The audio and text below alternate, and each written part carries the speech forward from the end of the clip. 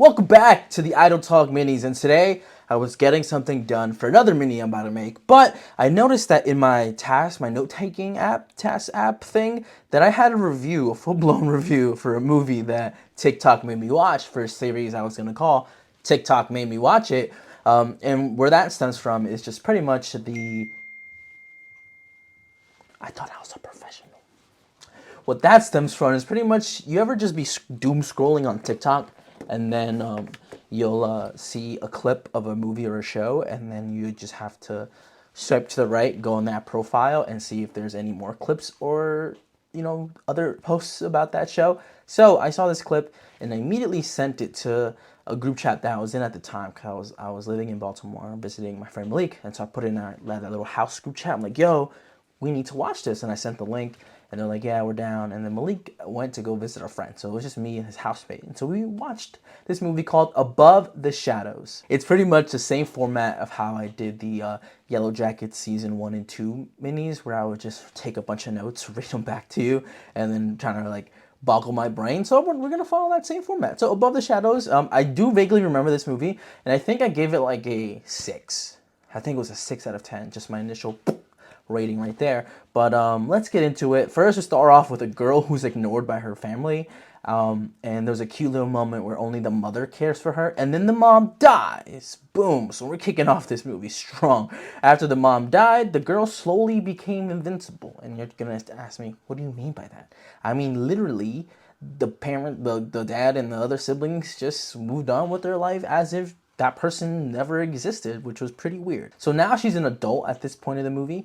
We get to see a scene where, as the girl slowly becomes invincible, that her room becomes like a storage closet. And I was like, damn, that sucks. So she's invincible. And then all of a sudden, this random guy can see her because at this point, we haven't found this out yet, but she's like a paparazzi person. She'll go in, since she's invincible, she'll take photos of people, and then they'll get posted, be like, who the fuck took that? Like, there ain't no way. They could never, like, who the fuck took this picture of me with this femboy type shit? You know what I'm saying? Turns out this guy's not a random person. The bouncer in the club that noticed her, she did him wrong before. He used to be a super like famous MMA up and coming fighter, and then some leaked photos of him cheating on his girlfriend came out, and she was ultimately responsible for taking those photos. So now they agree to meet up the next day because she kind of was like, yo, if you can see me, that's fucking insane. Like, how can you see me? And he's like, what do you mean? You're a fucking person. She's like, no, look at this. Watch me. I'll go with you to talk to your manager, and I can prove to you that he won't see me, and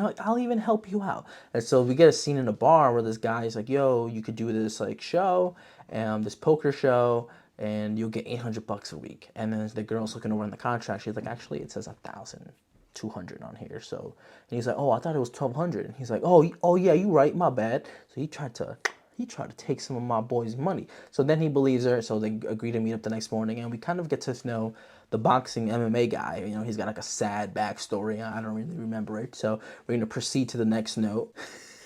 So my next series of notes say, there's a dog with a missing leg, sad face, obviously, right? And then they showed us a gym, and like, this is where this guy learned to fight. And she said that she couldn't go into crowds because one time she got really, really hurt, and she can't get medical attention. She obviously, because she's invincible, so she had to patch herself up. She also got like a scar for that. And I said, oh my god, it's raining in this scene.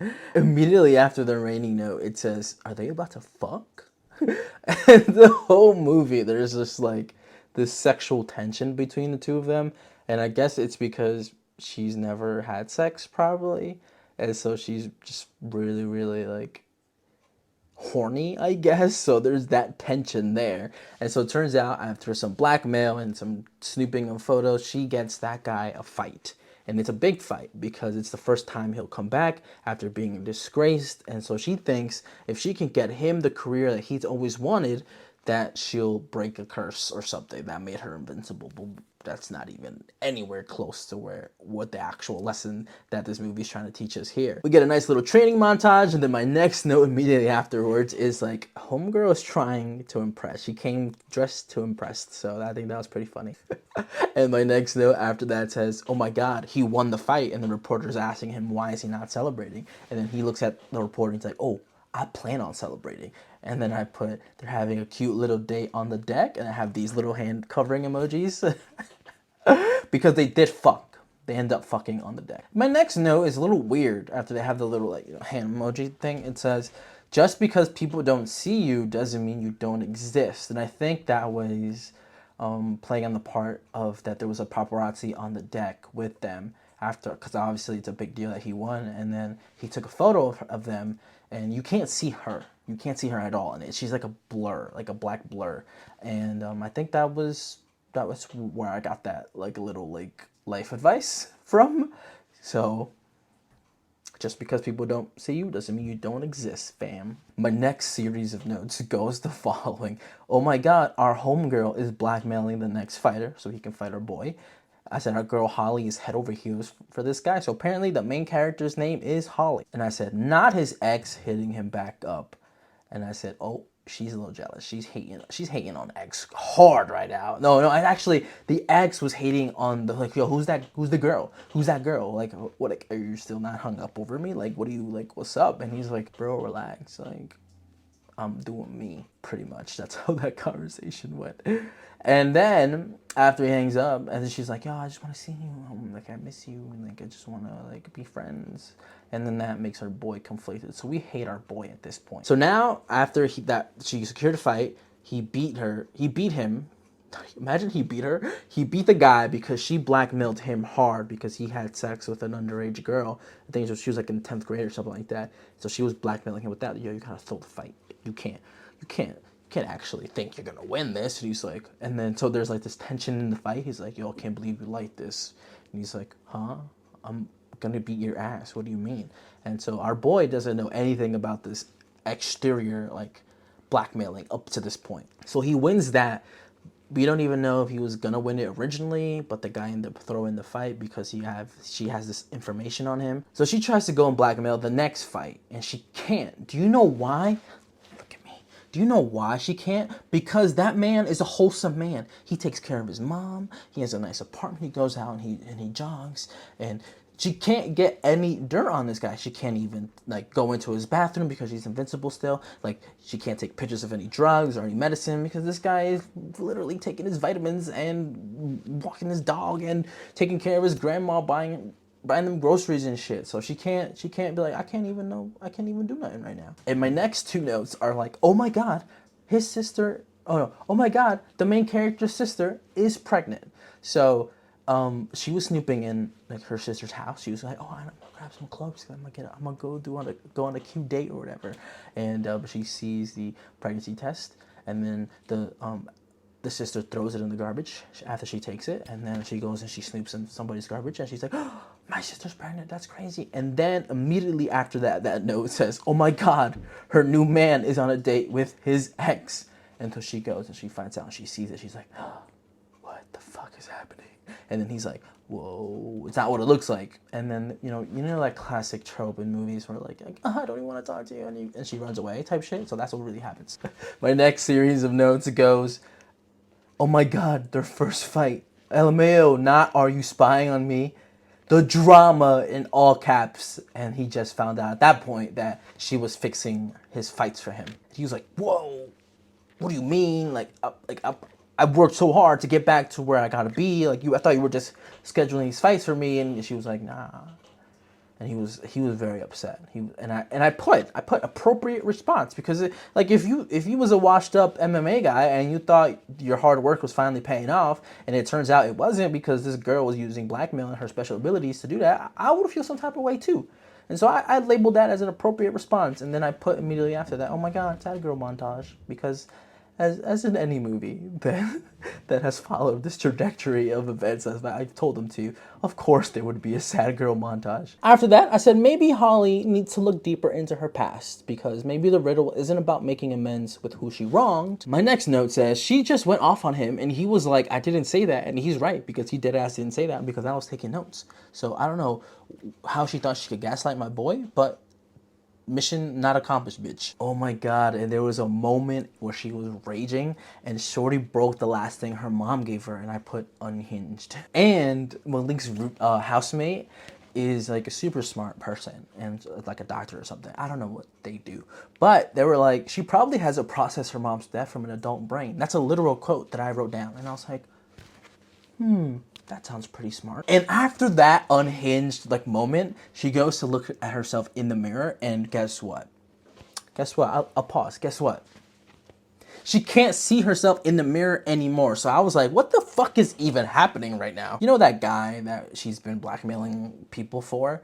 Turns out she goes to his place to try to like make amends, apologize, talk before his big fight with that wholesome guy I was telling you about earlier. But turns out our homeboy can't even see her anymore. So now she's like triple, double, omega stressed because she's like, I can't see myself. People couldn't see me before, and now this guy who could see me before can't see me anymore. So she was losing her fucking mind. In that process of like losing her mind, she was like talking like shit about her mom, saying, why did you leave me?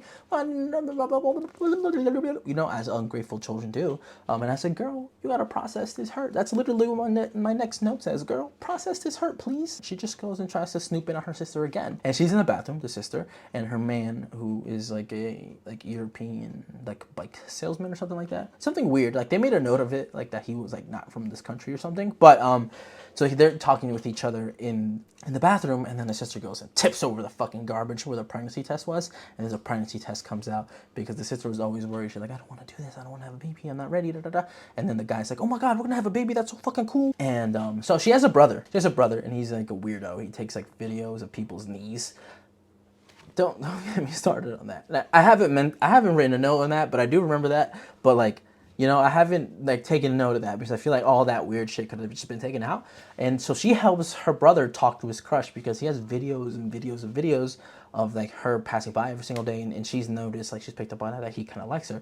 And so she trips the fuck out of this bitch, like just boom, she falls down, and he runs out of his house. He tries to help her up, and then they have a little moment, and then I guess it's a happily ever after because maybe they just like talk and go on a date and shit. But she tripped the fuck out of this girl just randomly, like out of nowhere, which I thought was funny as fuck, but she just dropped her ass real quick. And then this is the message the movie is trying to convey to us. All right. So it's now because she's making amends with people, even though technically she didn't really wrong them. She goes with her dad, and she notices that he's like doing work, and then he gets off of it, and he's starting to go somewhere. She's like, Dad, where are you going? And then he drives over to his mom's, to her mom, his ex-wife's site, and then she has a fucking like pivotal moment in her character development here, and she realized that she was not the only one who lost her mother, and she selfishly thought that kind of like that she was the only one who was hurt by it, but clearly like she has her sister, brother, and her father, and it's showcased in a way where we were to believe that it was their fault, you know, that like they didn't really care about this girl. But it turns out that maybe she was just so upset and so like bitchy, I want to say, like that she didn't really care about other people's emotion and how to process their trauma instead of processing it together. She kind of maybe just pushed herself away, and in turn, like erasing herself completely from this family. And then we get to the very end of the movie. So we're back at our boy, you know, our MMA guy. We're back at his fight, and he wins, right? But he's getting his ass beat before that. And then she runs into the ring, and she's like, yo, you can do this, like you got this. And he's like, what the fuck are you doing in here? And then they have like a little moment together. Like in that moment, he's like, what are you doing here? She's like, you can see me? He's like, yeah, what the fuck are you doing here? And she's like, well, you know, good luck, you know, I'm sorry I couldn't come, blah, blah, blah, blah, blah, blah, blah. Turns out the whole fucking stadium can see there's a random fucking woman in there, and then people are like, is that girl on his team? Why is she in there? Like, move, bitch, like get out the way, like type shit.